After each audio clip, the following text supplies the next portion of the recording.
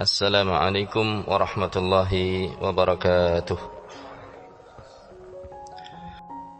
Innallaha ta'ala qala, sesungguhnya Allah subhanahu wa ta'ala berfirman. Ini hadis dan bukan Al-Quran. Tapi Rasul sallallahu alaihi wasallam mengatakan sesungguhnya Allah berfirman. Padahal ini hadis dan bukan apa? Al-Quran. Berarti inilah yang disebut dengan apa? Hadis qudsi.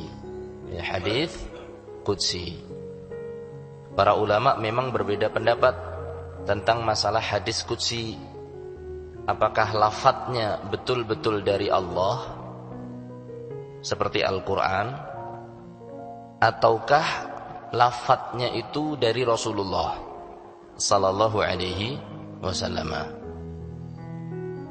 Jadi sebagian mereka mengatakan bahwa hadis qudsi itu hadis yang lafadz dan maknanya dari siapa? Allah subhanahu wa ta'ala. Jadi Rasul sallallahu alaihi wasallam diberi lafadznya, mendengar Allah subhanahu atau firman Allah hadis qudsi ini, dan juga difahamkan maknanya, lafadz dan maknanya dari Allah. Kelompok yang kedua mengatakan bahwa hadis qudsi itu adalah maknanya saja yang dari Allah, sementara lafadznya adalah siapa? Dari redaksi dari Rasulullah sallallahu alaihi wasallam. Itu perbedaan di kalangan mereka. Tidak usah bingung kalau nanti ketemu ustadz ini dia mengatakan wah hadis qudsi itu maknanya saja dari Allah, lafadznya dari Rasulullah sallallahu alaihi wasallam. Ada yang mengatakan enggak, lafadznya itu dari Allah, maknanya dari Allah, lafadznya juga dari Allah subhanahu wa ta'ala. Tidak usah bingung. Itu perbedaan di kalangan para ulama. Mana yang lebih kuat? Wallahu ta'ala a'lam. Selama ini saya lebih cenderung kepada yang pertama, lafadz dan maknanya dari Allah subhanahu wa ta'ala. Jadi redaksinya ini adalah dari siapa? Allah subhanahu wa ta'ala.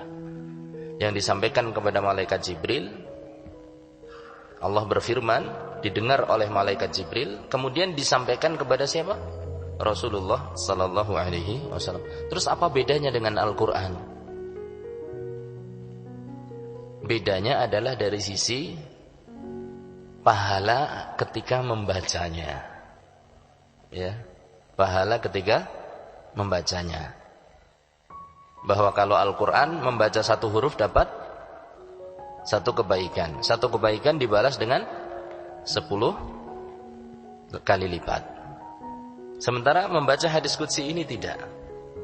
Ini yang pertama. Yang kedua, Al-Quran dibaca di dalam sholat. Sementara hadis qudsi ini tidak boleh dibaca di dalam sholat. Setelah surat Al-Fatihah misalnya membaca ini. Ya, baca innallaha man ada li waliyan faqad adantuhu bil harbi. Ya.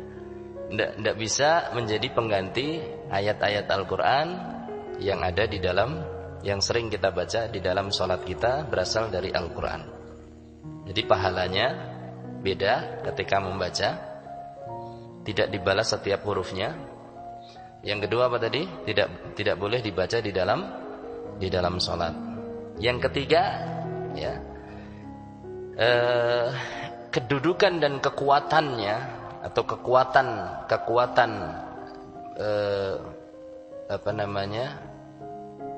mukjizatnya itu beda dengan Al-Quran. Kalau Al-Quran itu Allah subhanahu wa ta'ala menantang orang-orang kufar untuk mendatangkan yang semisal Al-Quran, dan mereka tidak akan mampu. Mereka tidak akan mampu. Sementara hadis qudsi tidak ada tantangan seperti itu. Jadi sangat mungkin kalau dipalsukan. Makanya hati-hati kalaupun ada orang yang mengatakan hadis qudsi itu riwayatnya sahih atau tidak, perlu dicek tetap. Makanya di sini kan riwayatnya adalah riwayat siapa? Bukhari. Berarti sudah tidak diragukan keabsahannya. Kalau suatu saat dengar hadis qudsi, orang menyebutkan hadis qudsi, sebentar. Itu hadis qudsi riwayatnya siapa? Kita harus perlu bertanya. Karena ini menisbatkan sesuatu kepada siapa? Suatu perkataan kepada Allah Subhanahu wa ta'ala.